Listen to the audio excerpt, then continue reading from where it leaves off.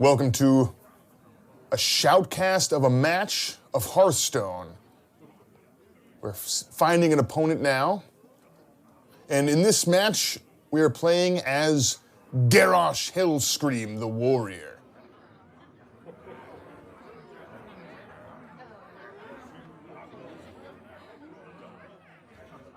Looks like we've got an opponent here, a reason opponent. That's good. Garrosh versus Uther. I will fight with honor. All right, our opponent is Uther the Lightbringer, the Paladin.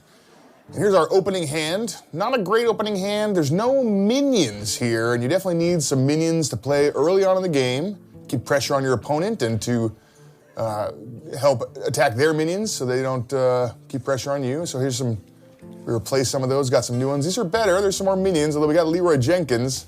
I don't know if that's good or bad yet.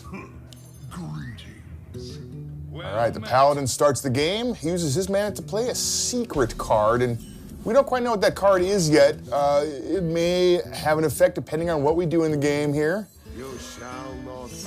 And the warrior begins with a shield bearer. It's very defensive. It doesn't have any attack. It's got enrage, which means if it takes damage, it gets an effect. And in this case, it's got +1 attack when it's taking damage. All right, the Paladin follows up with a Knife Juggler, very strong in the Paladin deck. Anytime a minion enters the battlefield over there, he gets to deal 1 damage to a random enemy. And the Paladin usually has lots of minions. His hero power creates minions as well. So at this point, the warrior would love to kill that Knife Juggler, but he doesn't have a lot. He can deal 1 damage to it with the Cruel Taskmaster. But it looks like he's going to deal 1 damage to that minion with Enrage, giving it +2 attack from the Taskmaster and 1 attack from the Enrage. But it looks like that attack triggers the secret. It's Noble Sacrifice. That creates a 2/1 minion, which jumps in the way, causes Knife Juggler to trigger, dealing 1 damage there. And that Noble Sacrifice, that defender, jumped right in the way, protected that Knife Juggler from being destroyed. And that's huge for the Paladin player, because now that Knife Juggler is a big bonus. Anytime he plays a minion, it's gonna deal 1 damage that could kill off that Cruel Taskmaster.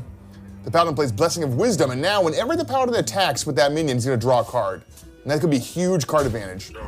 And that was an interesting play. He has 2 mana left. He could have summoned a minion with his hero power, potentially used Knife Juggler to deal. It was random, but he could have killed off that 2/1 that way. Instead, he wanted to use his mana to play another secret card. We don't know what it is. It could be another Noble Sacrifice. The warrior uses Execute to finish off a damaged minion, killing that Knife Juggler.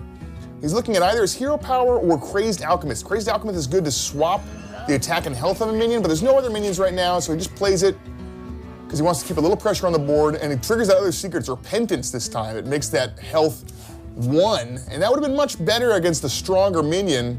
I'm not sure why the Paladin played it this early in the game. Usually that's better later in the game, but it's good that the warrior was able to kind of bait out that secret now with such a weak minion. Now the Paladin has a little more cards. He started first, he's got a little bit more mana. The warrior has Leroy Jenkins, which could be good, could be bad. And the Paladin plays Sword of Justice. It's a weapon, so he can attack right away. And he can use those durability to attack, or anytime he plays a minion, it'll use 1 of the durability on that weapon to buff that minion, give it a little extra attack and health. So he's got Leroy Jenkins, but Leroy Jenkins, maybe not as good right now as this Kokron Elite. Kokron Elite's got charge, it can attack right away, gets in there for 4 damage. It's got 3 health, so it can withstand attacks from that sword. And the Paladin now playing some minions that are going to get a little bit bigger because that Sword of Justice. Every minion the Paladin plays gets a little bit stronger.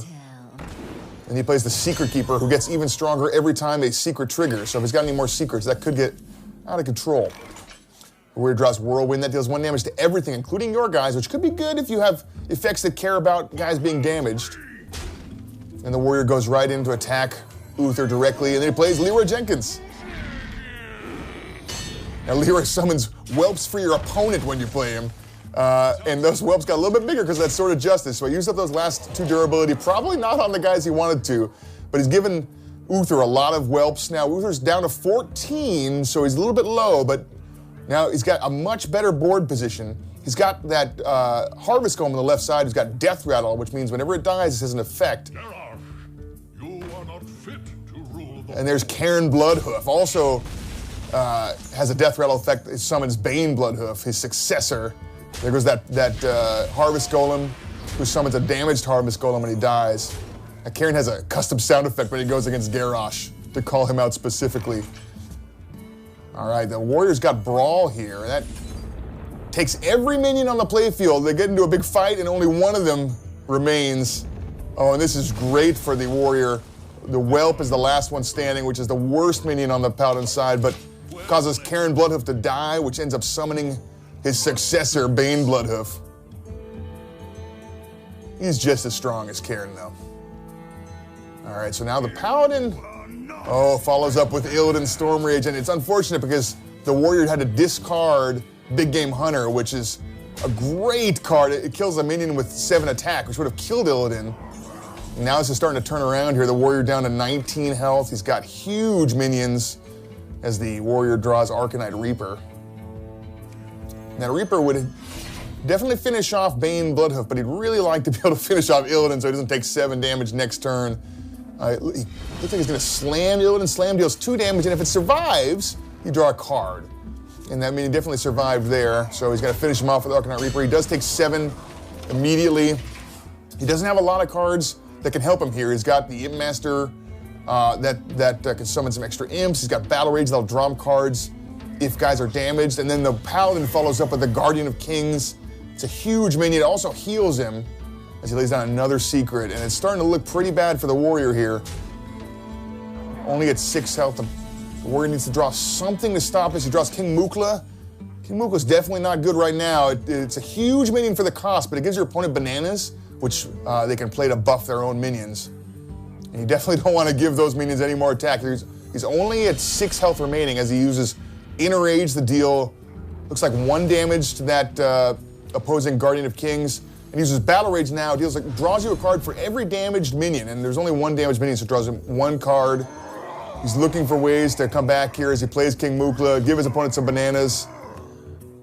He starts to attack the enemy hero, at least with that Arcanite Reaper to deal a little bit more damage. Of course, that triggers Noble Sacrifice, another one of the Paladin secrets.